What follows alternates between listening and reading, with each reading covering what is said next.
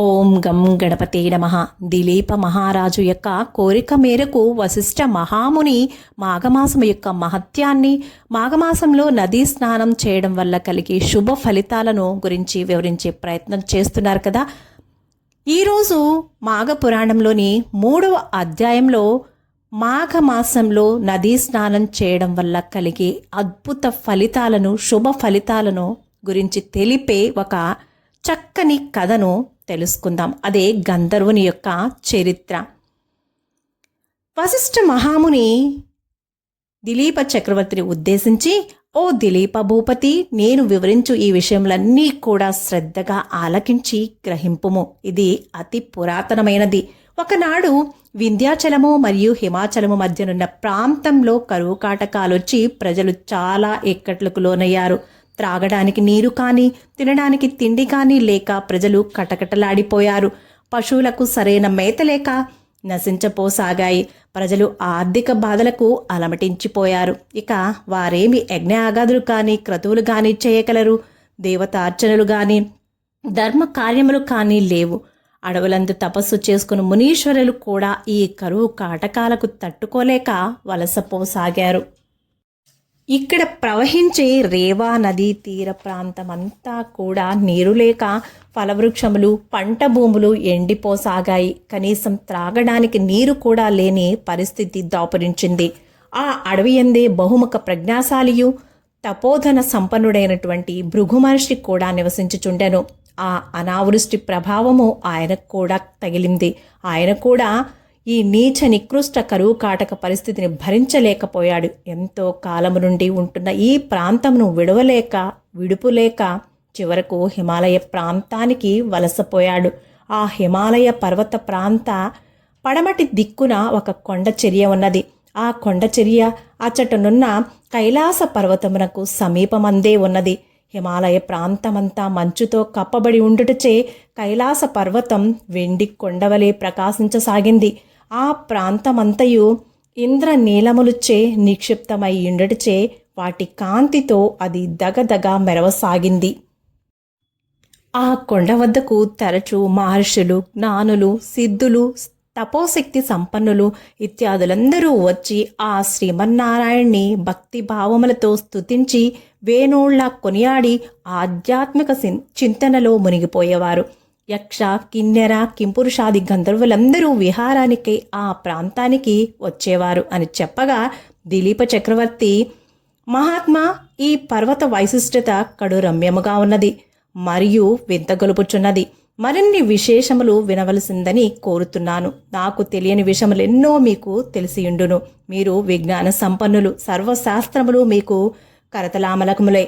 కావున మీ నుండి మరికొన్ని కృంగొత్త విషయాలను వినాలనే కుతూహలంతో ఉన్నాను అన్నాడు. అంతటా వశిష్ఠుల వారు చెప్పుచున్నారు, రాజా, విషయ పరిజ్ఞానము సంపాదించుకోవాలని నీ కుతూహలము మిక్కిలి శ్లాఘనీయమైనది.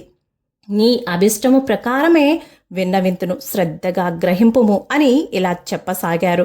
వింత వింత వన్యమృగములు, పలు రకముల పక్షులతో నిండి ఉన్న ఈ పర్వతరాజము మిక్కిలి చిత్రమైనది, కడు వింతగొలుపును. ఇందలి చెట్లు చిత్రాతి చిత్రములైన వనములతోనూ ఫల పుష్పాదులతోనూ నిండియుండుట కడు రమ్యముగాను మరియు ఆకర్షణీయముగాను ఉండును. ఆ పర్వతరాజము 30 యోజనములు పొడవు, 10 యోజనముల ఉన్నతమై అలలారుచుండెను. ప్రకృతి సౌందర్యమనంతను సంతరించుకున్న ఆ పర్వతరాజము కడకు భృగు మహర్షి వచ్చి ఆ పర్వతం యొక్క అందచందాలకు, సుందర నయనానందకర దృశ్యములకు అచ్చెరువొంది కడు సంతోషించినాడు. తాను తదేక దీక్షతో తపస్సు చేసుకున్నటకిదే అనువైన ప్రాంతమని ఎంచి అచ్చోటనే తన ఆశ్రమంను నిర్మించుకుని తపస్సు చేసుకునసాగాడు. ఇట్లు కొంతకాలము గడిచిపోయింది. భృగు మహర్షి యొక్క తపస్సు నిర్విఘ్నంగా కొనసాగింది. అత్యంత పరమనిష్టాగరిష్ఠుడగు భృగు మహర్షికి ఆ ప్రాంతమెంతయో తగినట్లుగా ఉన్నది.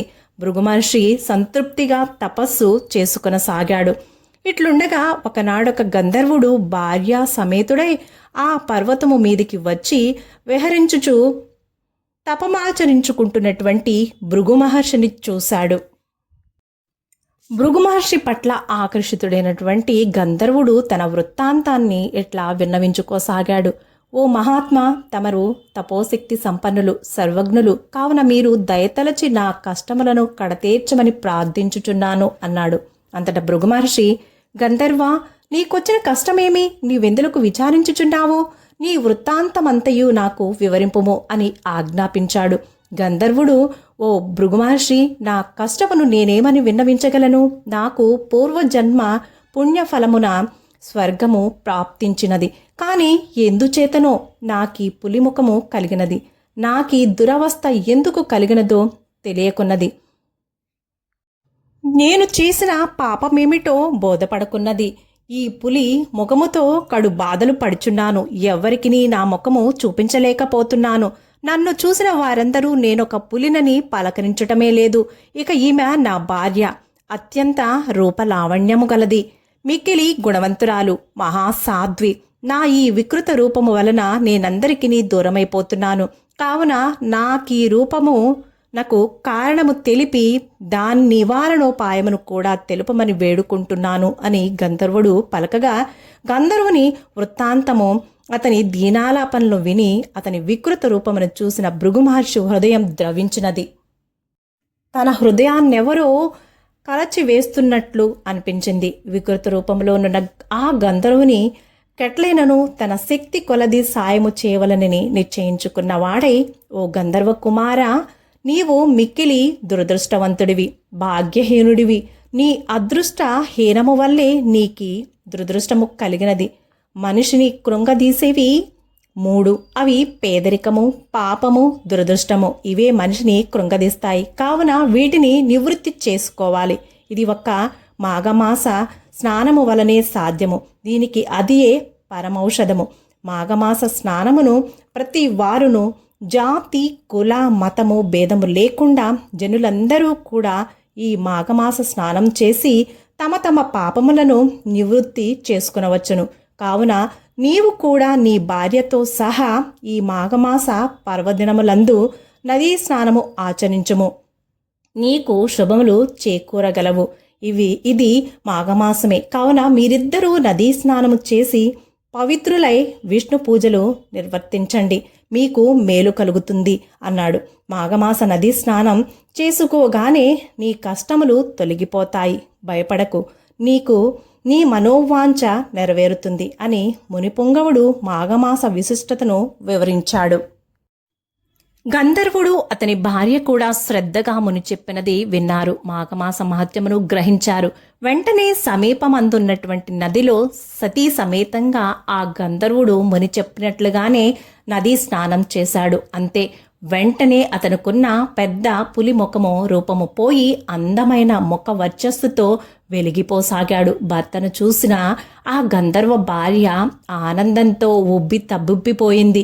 మిక్కిలి తేజస్సుతో సుందరమైన ముఖ వర్చస్సుతో ప్రకాశించుతున్న భర్తను కౌగిలించుకున్నది. అమితానందముతో ఆ గంధర్వ దంపతులు ఆనంద సాగరంలో ఓలలాడారు. కొంతసేపటికి ఆ గంధర్వ దంపతులిద్దరూ తేరుకొని మునిశ్రేష్ఠుడైన భృగు మహర్షి వద్దకు వచ్చారు. వారిద్దరూ మహర్షికి సాష్టాంగ దండ ప్రణామములు చేసి భృగు మహర్షిని వేనోళ్లా కొనియాడి తమ నివాసానికి వెడలిపోయారు. భృగు మహర్షి వారిని హృదయపూర్వకంగా దీవించి పంపించెను. ఈ విధముగా గంధర్వ యువకుని చరిత్రను వశిష్ఠ మహర్షి దిలీప మహారాజుకు విన్నవించి, రాజా, వింటివి కదా మాఘమాస ప్రత్యేకత.